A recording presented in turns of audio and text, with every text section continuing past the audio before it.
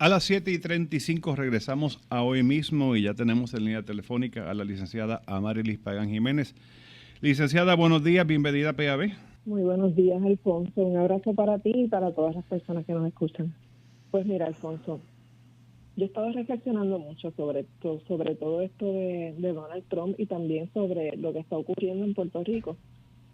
Y hay algunas cosas que quisiera compartir con quienes nos escuchan sobre todo esto.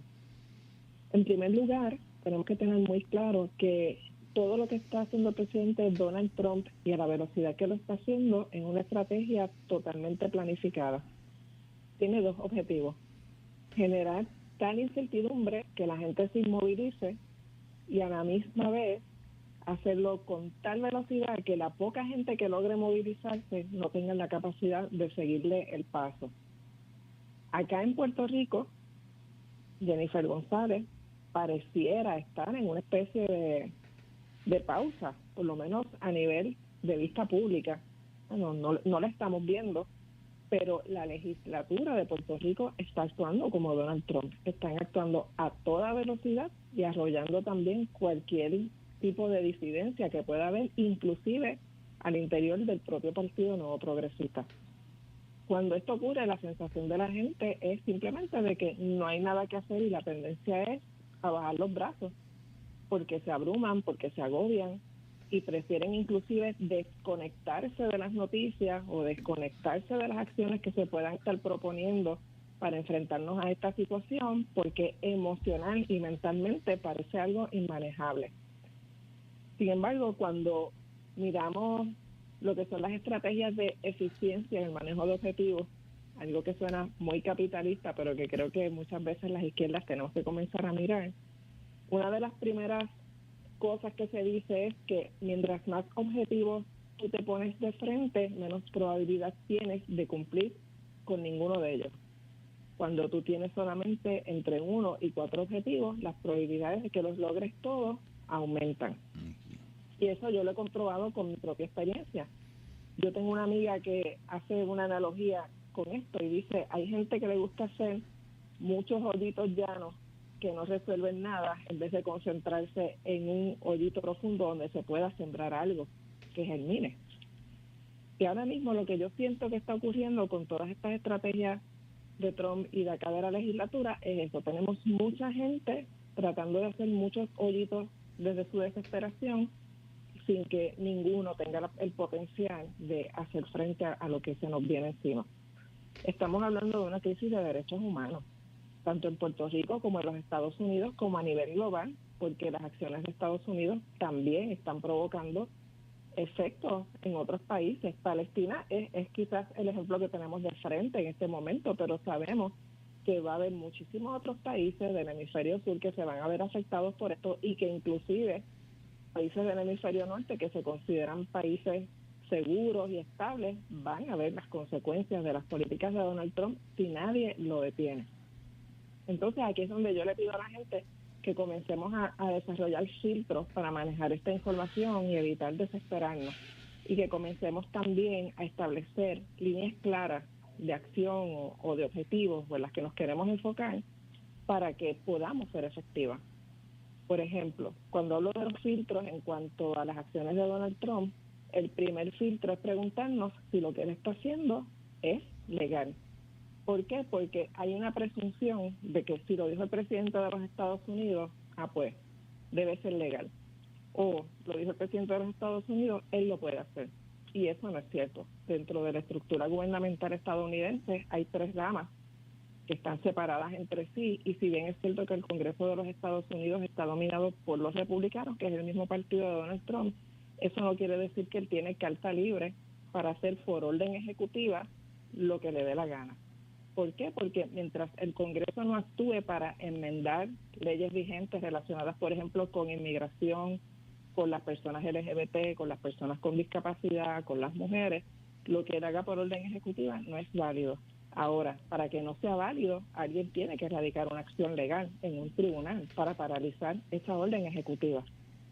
En el caso de el Poder Judicial, también es cierto que el Tribunal Supremo de los Estados Unidos está dominado por republicanos, pero Existen múltiples tribunales federales de distrito y tribunales federales de apelaciones donde hay una mayoría demócrata de jueces y de juezas, lo que quiere decir que las acciones judiciales que usualmente se radican en esos niveles tienen la probabilidad de lograr paralizaciones de órdenes ejecutivas, y ya lo hemos visto con algunos de los temas.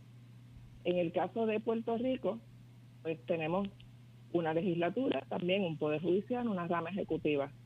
En el caso del Partido Nuevo Progresista, aquí están borrachos de poder porque piensan que pueden hacer lo que les dé la gana, porque tienen esa supermayoría en la legislatura, que aunque se unan todas las minorías para votar en contra de un proyecto, no los van a poder parar.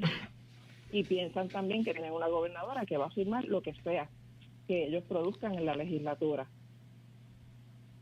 Eso es parcialmente cierto, ¿verdad? Yo estuve viendo la sesión legislativa del lunes pasado en el Senado, y ya se puede ver cómo hay personas dentro del Partido Nuevo Progresista, senadoras y senadores, que tienen dudas con las acciones que se están proponiendo. Lo que pasa es que eso ya los arrollaron. Literalmente, Tomás Rivera Chatz arrolló a la disidencia de su partido y no les dejó ni siquiera pensar en abstenerse o votar en contra de los proyectos sobre los que se estaban votando. Pero eso no quiere decir que pueda trabajar con acciones ciudadanas. Entonces, hablando ya más allá de los filtros, pensando entonces en lo que tiene que ver con los objetivos a los que deberíamos enfocarnos, yo creo que la gente tiene que aprender primero a mirar el mapa amplio para luego escoger con qué temas quiere trabajar. El mapa amplio que tenemos en este momento. Bueno, si consideramos que los derechos humanos son interdependientes y que son indivisibles, tenemos que reconocer que todos los derechos humanos de grandes porciones de nuestra sociedad, tanto en Puerto Rico como en los Estados Unidos, están en riesgo. El derecho a la educación, el derecho a la salud, el derecho a la vivienda, el derecho a la alimentación, muchísimas cosas están en riesgo, sobre todo cuando consideramos que una de las primeras medidas de Donald Trump fue comenzar a eliminar las políticas de diversidad, equidad e inclusión en todas las agencias de gobierno y plantear que se les va a exigir a organizaciones y entidades que reciben fondos federales que eliminen eso de sus servicios, de sus plataformas y de sus políticas. Aquí quiero unir ese tema de los derechos humanos con las políticas de diversidad, equidad e inclusión. Mucha gente simplemente ve las siglas DEI, como ponen en los documentos y en las noticias, y no se preguntan a qué se refieren con eso.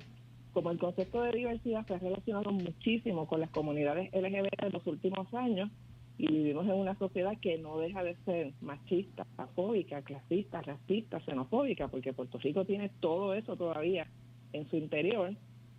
La gente, ¿qué es lo que piensa? Eso a mí no me toca. Van a eliminar lo de diversidad e inclusión. Eso a mí no me toca. Eso tiene que ver con la gente gay, o eso tiene que ver con los inmigrantes. Y se les olvida que esas políticas de diversidad, equidad e inclusión, aunque las conozcamos por ese nombre en este momento, tienen sus raíces en la Ley de Derechos Civiles y tienen el objetivo de facilitar el acceso de todos esos grupos poblacionales que suelen ser discriminados a los bienes y servicios que necesitan y a opciones de desarrollo como seres humanos que puedan alcanzar su máximo potencial. Y eso no se limita a las personas LGBT o a las personas inmigrantes. Estamos hablando de personas con discapacidad, de personas racializadas, de personas que, aunque sean ya ciudadanas estadounidenses, tienen sus orígenes como migrantes, como personas inmigrantes de primera, segunda o tercera generación. Tiene que ver con cualquier categoría de las protegidas de discrimen, porque a pesar de que existe la Ley de Derechos Civiles, todas y todos sabemos que el derecho en sí mismo no tiene el potencial de transformar la sociedad automáticamente. Es como ocurrió con la Ley de Violencia Doméstica en Puerto Rico, se aprobó en 1989 y los hombres seguían dándole de arroz y demás a las mujeres como lo hacen hoy. Por eso hay que seguir trabajando constantemente, porque estamos hablando de cambiar pensamientos y estructuras sociales y económicas que promueven la opresión de estos grupos. Así que miramos los derechos humanos, la eliminación de esto, y sabemos que tenemos grandes porciones de nuestra gente en riesgo de ser discriminadas, de vivir en pobreza, de sufrir violencia, de no tener lo que necesitan para sostener la vida. Ahora, En Puerto Rico también tenemos una historia de organizaciones y movimientos que trabajan con todos estos temas. Están los movimientos de mujeres, los movimientos para antirracistas, hay movimientos para defender los derechos de la infancia, para defender los derechos de las personas con discapacidad, para defender los derechos de las personas inmigrantes, de las personas viejas, de las mujeres. Hay grupos que llevan décadas enfocadas en esas que son sus áreas de especialidad. En este momento lo que corresponde es conectar los puntos. ¿Por qué? Porque quienes luchan por las mujeres no pueden de momento ponerse a tratar de luchar por todo lo demás a la misma vez, porque no van a defender ni a las mujeres ni a los demás grupos. Las personas que trabajan con personas viejas no pueden ponerse a tratar de defender las playas, por dar un ejemplo, ¿verdad? Porque entonces dejan de hacer lo que saben hacer, en lo que son expertas, en lo que han logrado objetivos, para irse a áreas nuevas, y el tiempo no les da. Porque otra característica de estos movimientos en Puerto Rico es que son principalmente trabajados por personas en tiempo voluntario, gente que tiene que trabajar y ganarse la vida, y que en adición a eso, porque son personas que aman al prójimo, invierten de su tiempo personal y de sus recursos personales en adelantar estas causas. Si queremos que todas y todos podamos ser efectivos, tenemos que comenzar a pensar en una mesa de trabajo donde todas esas voluntades se puedan unir y donde cada cual pueda seguir haciendo lo suyo, estando consciente de lo que están haciendo los demás, y sepan en qué momentos puntuales tienen que colaborar entre sí. Claro, habrá quien diga, en Puerto Rico hay una tradición de desconfianza, inclusive dentro de los mismos movimientos. Y es cierto. Sabemos que dentro de los distintos movimientos surgen diferencias o disidencias que provocan que se formen grupos más pequeños dentro de grupos que ya de por sí son pequeños. Que quizás la primera tarea antes de crear esta mesa va a ser la de comenzar a generar confianza y puntos en común que estén claramente establecidos. Y yo en esto me pongo yo misma de ejemplo.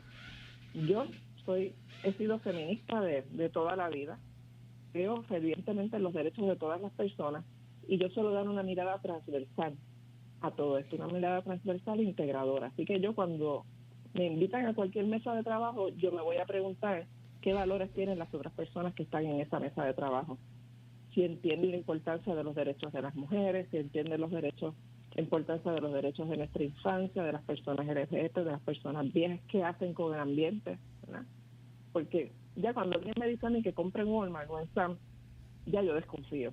Perdónenme, ¿verdad? Si eso puedo sonar pero ya ahí yo desconfío, porque estamos hablando también de asuntos económicos que han sido destructivos para nuestro país y nuestra economía. Entonces, ese ejercicio de ver cuáles son los valores que se comparten y poder estipular en los que no hay acuerdo es un paso previo a crear una mesa de trabajo en la que podamos movernos como país en una dirección. Hay quien diga, pues hay que hacer una agenda de país. No, primero hay que hacer una mesa de trabajo donde haya unas bases de confianza y donde sepamos que si yo, Amarilis Pagán, como feminista, me siento en una mesa y hay otro compañero o compañera que trabaja el tema ambiental, que yo me pueda sentir en la confianza de que esa gente que está trabajando lo del ambiente lo van a hacer bien, son los expertos en el tema, pero además van a respetar valores que son importantes para mí en cuanto a equidad para las mujeres. Y si yo sé eso, lo que ellos digan que hay que hacer, yo lo voy a secundar y les voy a apoyar. En vez de estar todo el mundo trabajando de manera inconexa, invirtiendo unas cantidades de energía brutales para terminar agotadas y no pudiendo enfrentar lo que vamos a tener ahora, que es legislación aprobada en la legislatura por descargue sin vistas públicas, una gobernadora que probablemente lo va a firmar y un tribunal supremo que está dominado por el Partido Nuevo Progresista también, ¿verdad? Porque confirmaron las dos personas que nominó la gobernadora Jennifer González y todavía no sabemos cómo van a decidir esos jueces. Y en ese panorama también me parece muy importante, indispensable, que nos eduquemos. Yo que he estado trabajando en redes con el tema de la educación para participar políticamente, estoy viendo la cantidad de personas que tienen una intención y un deseo real de unirse a movimientos o de aportar lo que puedan aportar desde su espacio individual, que admiten que no conocen de proceso legislativo. que no saben cómo se busca un proyecto de ley, que no saben qué otras organizaciones están trabajando temas que les interesan, que se sienten solas y solos porque no encuentran con quién conectar.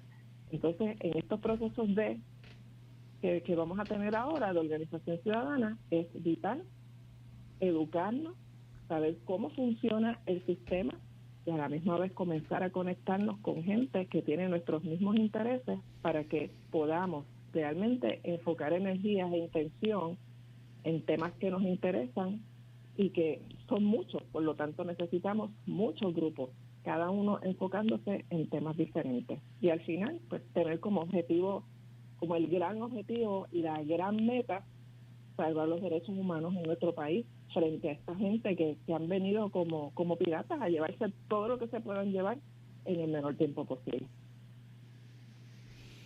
La escucho optimista. Dentro de la crisis, la escucho. Digo, las crisis son momentos, las crisis también ofrecen oportunidades. Pues, yo no sé si es optimismo, Alfonso, porque la realidad es que a mí me da mucho miedo y me genera mucha incertidumbre también todo lo que estoy viendo. Lo que pasa es que yo decidí comenzar a enfocarme, porque de momento una lo que quiere es salvar todo a la misma vez, ¿no? O enfocarse en, porque es una tendencia natural, una se enfoca en todo lo malo que va a pasar. Entonces yo decidí que tenía que parar de hacer eso, porque te digo que hubo unos días mientras estaba de visita en casa de mi hija que yo me sentía físicamente enferma, hasta que una amiga me dijo, y yo no me enfermo, yo soy una persona bien fuerte, hasta que una amiga mía me dijo, a ti lo que te pasa es que estás procesando todo lo que está pasando con Donald Trump en Puerto Rico. Y tan pronto yo tuve conciencia de eso y decidí enfocarme, se me quitó todo lo que tenía encima. Entonces, no estoy diciendo que yo esté súper feliz y por eso te digo, no sé si puedo decir que estoy optimista, pero sí estoy en ánimo de dar la batalla y de enfocarme para que esa batalla sea efectiva. Y eso es lo que yo creo que quienes me están escuchando deberían considerar, porque si no, nos vamos a enfermar de tristeza, de impotencia, de miedo. Y eso en este momento no es una alternativa. No. Hay que luchar, definitivamente. Hay que organizarse y luchar. Uh-huh. Bueno, usted nos ha dado esta mañana una buena idea de cómo de cómo procesar todo esto, porque sí, hay gente que no aguanta. Y hay unos que están en negación. Y están los que dicen, yo abandoné la radio y me fui a escuchar música. Y como si eso de alguna, digo, puede aliviar un poco el estrés, pero no libera la realidad. Yo soy de las que opino que siempre es mejor mirar de frente lo que está pasando. Y que si alguien necesita respiro, que sí, que tenga espacios de respiro, pero que no se desconecte totalmente. Pienso también que nos vamos a encontrar con distintos grupos de personas con las que vamos a tener que hacer un esfuerzo para que nuestro corazón tenga compasión. Y porque recuerda también que las desigualdades que vivimos en nuestro país y la precariedad de la vida de mucha gente simplemente les impiden participar políticamente de manera efectiva en estos procesos. Una de las teorías de cambio que teníamos en Matria mientras yo trabajaba ahí era que era importante trabajar con el desarrollo económico y el acceso a los derechos económicos y sociales para que la gente tuviera la calidad de vida suficiente como para plantearse la trascendencia, o sea, ir más allá de sus necesidades individuales y comenzar a pensar en las necesidades colectivas y participar políticamente en lo que ocurra en el país, y no políticamente como partido, sino me refiero políticamente a estos movimientos de los que hemos estado hablando. En el Puerto Rico de hoy tenemos casi la mitad de la población viviendo bajo nivel de pobreza, no hay un sistema de transporte colectivo efectivo, y comienzan a recortarse fondos a organizaciones, que es una posibilidad real, vamos a tener gente en riesgo de perder vivienda, alimentos, servicios que son esenciales para su vida, y toda esa gente probablemente van a tener que concentrar su energía vital en sobrevivir, en llegar a mañana, en tener comida la semana que viene, en estar horas y horas buscando servicios médicos para un viejito, para un niño, una niña con discapacidad. Entonces, con esa gente tenemos que tener compasión y saber verla. Tenemos que poder ver a la gente de nuestro país que va a estar en una situación de indefensión real porque no tienen las condiciones materiales para incorporarse a acciones políticas. Entonces, quienes sí tenemos las condiciones para hacerlo, no podemos olvidar que esa gente amada está ahí también. Y no se trata tampoco de decir, pues yo sigo por ahí para abajo y sigo con las luchas. Sigue con las luchas, pero tiene que estar en todo momento consciente de que están ahí. Vamos a ver otra gente que está en un punto medio, que quizás no están en un nivel extremo de pobreza, pero tienen condiciones de salud mental provocadas por todo lo que se ha vivido en Puerto Rico en los últimos años. Aquí ya no se habla del huracán María, de los terremotos, del COVID, pero todos esos fueron eventos altamente traumáticos que están todavía en la mente colectiva. Y hay gente que está viviendo todavía los efectos de esos eventos. Y aunque no se nombren, eso no quiere decir que no exista. Ya está ahí. Depresiones, miedo, una precariedad económica que no es tan visible como la de la gente que vive en pobreza, pero que están llenas de deudas, que no tienen empleo estable, que saben que si hablan en algunos espacios pueden perder su ingreso, ese tipo de cosas. Así que tenemos mínimo 2 o 3 grupos poblacionales que, independientemente de las otras intersecciones de raza, de edad, de sexo, de orientación sexual, también se lo tienen que pensar antes de involucrarse en estas cosas. Y bueno, tenemos una masa de gente que no se ha enterado de lo que está pasando, que no se quiere enterar porque han sido sumamente irresponsables, pero también son hijas del sistema. Aquí lo que se ha promovido es un capitalismo descarnado donde la gente simplemente se quiere entretener. Ese es el fenómeno de Bad Bunny y el fenómeno de las fiestas de la calle San Sebastián y otros fenómenos donde tú ves cómo corre el dinero, las cantidades de gente que llegan, que jamás van a llegar a una protesta. Entonces, por eso es que yo sigo pensando también en el concepto de masa crítica. Tenemos que generar una masa crítica que, independientemente de la gente que no puede, porque no puede, la gente que no quiere o que no le interesa trabajar en esto, que independientemente de eso pueda haber una defensa concertada de los derechos de todas y de todos, sin meternos en la cosa esta de que, votaste por Jennifer, ahora chúpate lo que está pasando, ¿verdad? Sí. Eso no es la actitud que deberíamos tener en este momento, porque por cada uno que votó por Jennifer, hay uno que no votó por ella y que va a sufrir las consecuencias de lo que está ocurriendo en el país. Licenciada, muchas gracias. A ti. Aprendimos muchísimo y era necesario en este momento. Muchas gracias. Que tenga bonito día. Vale. Igual.